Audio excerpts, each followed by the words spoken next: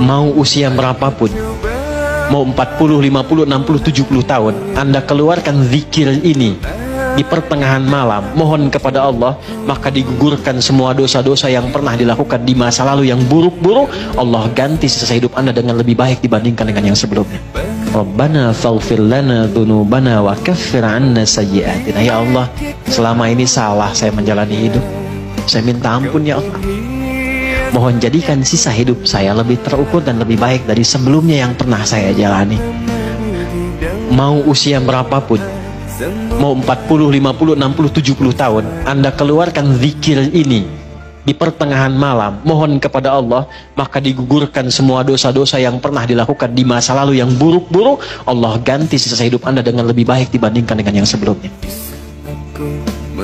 Dan sisa hidup Anda itulah yang akan dikenang oleh orang-orang saat Anda meninggalkan dunia ini. Kan banyak sahabat Nabi yang sepuh-sepuh masuk Islam lantas meninggal dunia. Tapi yang diingat oleh orang apa? Adalah sejarah hidupnya setelah masuk Islam, yang puluhan tahun sebelum Islamnya nggak pernah dikenang. Yang dikenang tuh yang baik-baiknya aja. Silahkan Anda cek, banyak sekali. Ya, misal mohon maaf, Abdullah bin Abi Umi Maktum saat masuk Islam kan sudah sepuh, matanya nggak bisa lihat. Tapi yang dikenang oleh dari beliau itu bukan perjalanan hidupnya dari remaja sampai dengan sepuh, tapi justru periode keislamannya. Saat beliau senang ke masjid, tiba-tiba azan, minta sama Nabi, ada nggak keringanan untuk nggak ke masjid? Kata Nabi, apakah engkau dengar suara azan? Ya, selama dengar azan tetap ke masjid. Maka sejak saat itu berangkat lebih awal ke masjid. Sampai azannya pun jadi 2 kali. Itulah sejarah azan 2 kali itu. Abdullah bin Abi Umi Maktum. Itu yang diviralkan sampai sekarang. Antum jangan takut, Allah lebih cinta pelaku maksiat yang tobat dibandingkan orang soleh yang tidak pernah merasa salah. Catat itu.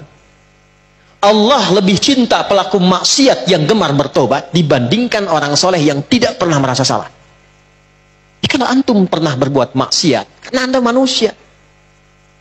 Tapi karena Anda manusia, Anda tobat. Karena yang tidak tobat itu cuma setan. Setan salah, setan nggak tobat. Manusia salah, manusia tobat. Ketika Anda tobat, Allah cinta. Anda merasa soleh, tapi nggak pernah merasa salah. Allah malah nggak suka. Allah lebih mencintai pelaku maksiat yang gemar bertobat dibandingkan orang soleh yang tidak pernah merasa. Bikin status tuh.